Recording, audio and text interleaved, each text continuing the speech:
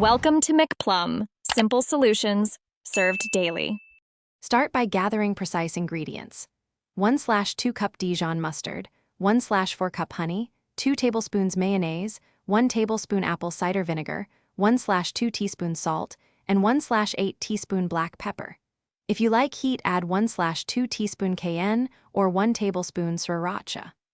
Warm 1/4 cup honey in a microwave-safe bowl for 10 seconds to loosen its viscosity so it blends smoothly. Measure everything on a digital scale or spoons for consistency.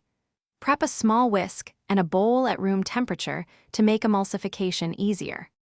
Pour 1/2 cup Dijon and 1/4 cup warm honey into a bowl and whisk by hand for about 30 seconds until the mixture is glossy and slightly thickened.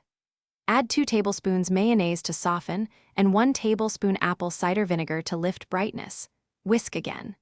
Taste and balance with 1/2 teaspoon salt or an extra 1 tablespoon vinegar if it's too sweet. For thinner sauce, add 1 tablespoon warm water. For creamier texture, add 1 tablespoon mayo. Chill 10 minutes to meld flavors before serving.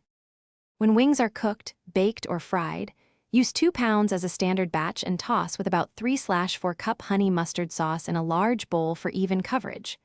Reserve 1/4 cup sauce for dipping. If you want a sticky glaze, return tossed wings to a sheet and broil for 2 minutes, watching closely, then brush with the reserved sauce and broil another 30 seconds. Garnish with 1 tablespoon chopped parsley and serve warm, aiming for a serving temperature near 140 to 150 degrees F.